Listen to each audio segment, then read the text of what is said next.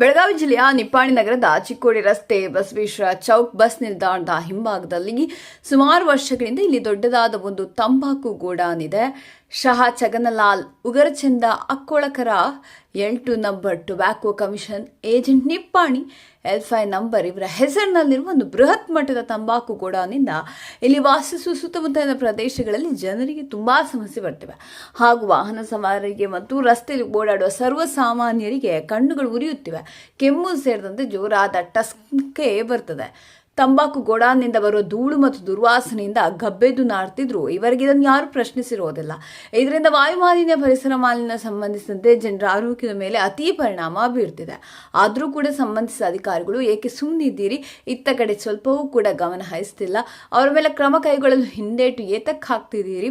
Cigarette ಮತ್ತು ಇತರ ತಂಬಾಕು ಉತ್ಪನ್ನಗಳ ಕಾಯ್ದೆ 2003 ಎಂಬುದು ಭಾರತದಲ್ಲಿ ತಂಬಾಕು ಬಳಕೆಯನ್ನು ನಿಯಂತ್ರಿಸುವ ಒಂದು ಸಮಗ್ರ ಕಾನೂನು. ಈ ಕಾಯ್ದೆಯು ಸಾರ್ವಜನಿಕ ಸ್ಥಳಗಳಲ್ಲಿ ತಂಬಾಕು ಗೋಡಾನಿಂದ ಬರುವ ಕಸ ಹೊಲಸು ಧೂಳನ್ನು ನಿಷೇಧಿಸುತ್ತದೆ, ತಂಬಾಕು ಉತ್ಪನ್ನಗಳನ್ನು ನಿರ್ಬಂಧಿಸುತ್ತದೆ ಮತ್ತು ತಂಬಾಕು ಉತ್ಪನ್ನಗಳನ್ನು ಮಾರಾಟ ಮಾಡುವಾಗ ವಯಸ್ಸಿನ ಮಿತಿಯನ್ನು ವಿಧಿಸುತ್ತದೆ. ರಾಷ್ಟ್ರೀಯ ತಂಬಾಕು ನಿಯಂತ್ರಣ ಕಾರ್ಯಕ್ರಮದಡಿ ವಿವಿಧ ಕ್ರಮಗಳನ್ನು ಕೈಗೊಳ್ಳಲು ಅವಕಾಶ ಇದೆ. ಈ ತಂಬಾಕಿನಿಂದ ಮಾನವನ ಕನಿಷ್ಠ 69% ಕ್ಯಾನ್ಸರ್ಗೆ ಕಾರಣವಾಗ್ತವೆ.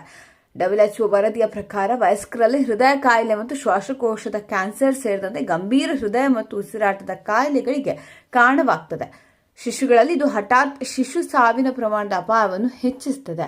ಗರ್ಭಿಣಿ ಮಹಿಳೆಯರಲ್ಲಿ ಇದು ಗರ್ಭಧಾರಣೆ ತೊಂದರೆಗಳು ಮತ್ತು ಕಡಿಮೆ ಜನರ ತೂಕವನ್ನು ಉಂಟು ಮಾಡ್ತದೆ.